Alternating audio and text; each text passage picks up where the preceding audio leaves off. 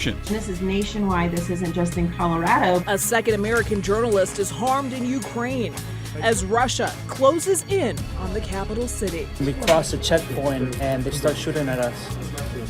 So the driver turned around and they kept shooting. Colorado lawmakers push to protect elections from the people elected to run them. I don't think we were thinking about insider threats before May 2nd. We begin tonight with a worker shortage that is bad for your health. Good evening and thank you for watching. I'm Jessica Porter. I'm Shannon Ogden. Glad you're with us tonight.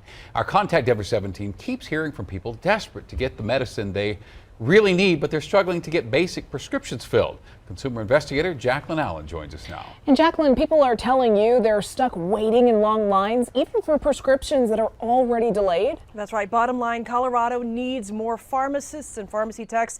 And Contact Denver 7 keeps hearing people who need their prescription filled. They're the ones paying the price. Went to urgent care on Friday. When Christina Semino could not stop coughing last Friday, Like an upper respiratory thing going on. she filled a prescription at her Walgreens in North Glen. Go to call them to check my prescription's ready. The pharmacy's closed.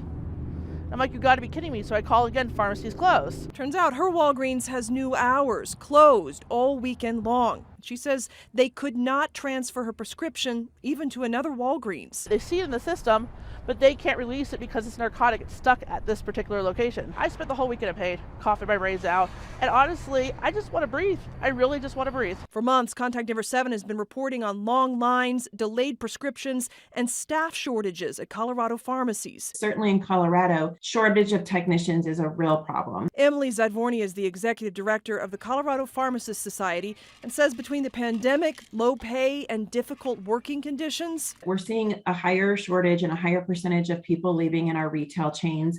And since most people get their prescriptions from a retail chain, they're going to notice that. in a statement to Contact Denver 7, Walgreens apologized about patient disruptions, saying, "We are currently reviewing policies, procedures, and training with our team members." Big chains are trying to hire more workers and improve conditions. Recently, CVS starting to offer guaranteed lunch breaks for pharmacists and techs, but advocates say the staffing shortage won't be solved overnight. Because there is such a shortage, is there a risk of mistakes being made? I think that's the concern we all have. Hiring more people is the solution. Those people aren't just found right now. There's just not the people to hire to do that. I literally spent my whole weekend on the phone, on again, off again, the whole phone all weekend. I mean, it's so much for resting when you don't feel good. Eventually, Christina says she had to go back to urgent care to get a different prescription that she filled at a different pharmacy. And she still hasn't heard from Walgreens. I'm done using this as a pharmacy for sure. I mean, honestly, I'll give CVS across the street my business or somewhere else because I'm not going to put myself in this position again. All right, we asked pharmacists, what can you do to try to get the medicine you need? Bottom line, be proactive. If you need a prescription immediately, make that clear. Order refills earlier than usual, and some pharmacies are cutting staff and hours more than others, so it may be time to look for a different pharmacy before this happens to you. For Contact Denver 7, I'm Jacqueline Allen. Jacqueline, thank you. And looking deeper tonight, Colorado's pharmacy worker shortage isn't unique. A recent survey from the National Community Pharmacists Association found 70% of independent pharmacies are struggling with staffing and supply chain issues. Also, many pharmacy workers are burnt out from working during the pandemic. 75% of those surveyed answered negatively to questions about receiving enough time and support to safely perform their job. As a result, many pharmacies are increasing wages and offering employees incentive pay to stay fully staffed. The Colorado Symphony, Opera Colorado, Colorado Ballet, and the Denver Center for the Performing Arts will all lift vaccine and mask requirements at the end of the month. We have a full list of when the requirements are dropping at each venue right now on thedenverchannel.com. A journalist working for Fox News was injured while reporting near Ukraine's capital city of Kyiv. This comes just days after an American journalist, Brent Renaud, was killed on assignment for Time Studios. Ukraine's President Zelensky tweeted out his condolences to Renaud's family, saying he was killed while documenting the ruthlessness and evil inflicted upon Ukraine by Russia. The U.S. is now holding high-level talks with China after reports that Russia had asked China for military support. Now, China is denying those reports.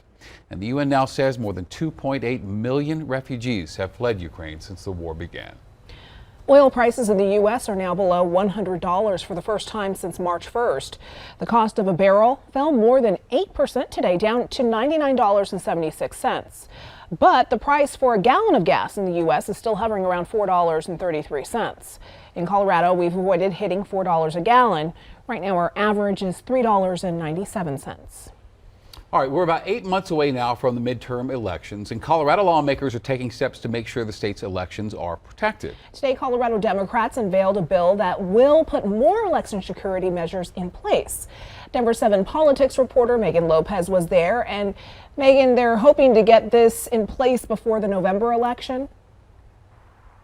Yeah, Jessica, that's right. As you mentioned, this bill was unveiled today, and it has a safety clause on it. So what that means is if it successfully makes its way through the legislative process, and if it's signed by the governor, it would go into effect right away. Now, this bill, from what everyone was telling me today, is in direct response to what happened in Mesa County with Clerk Tina Peters.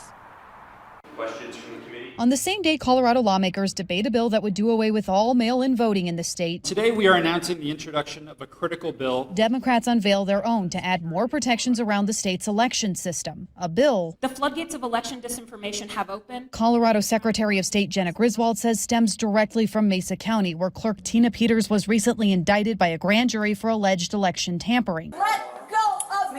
Peters and one other are accused of helping an unauthorized man gain access to Mesa County's voting system. Video of that system and passwords were then posted online. I don't think we were thinking about insider threats before Mesa.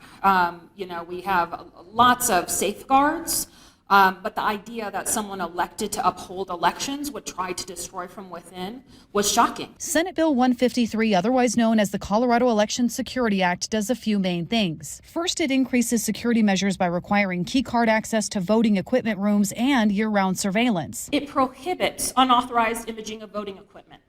It creates a felony for tampering with voting equipment. It also requires more training and certifications for election officials. The bill also tightens rules around election administrators themselves. If you are convicted of an election offense, if you are convicted of actually attacking or doing something wrong that we have deemed illegal in our statutes, you cannot then be in charge of running our elections. They're also barred from spreading misinformation about elections. I don't think it's too much to ask to say if you're running our elections, you can't lie about our elections. The County Clerks Association supports the idea, saying it would be the biggest piece of election legislation since 2013 when mail-in voting was legalized. If the bill makes it through a legislative process, it would be the first of its kind in the country. We must be bold and lead with this first in the nation legislation to combat insider threats.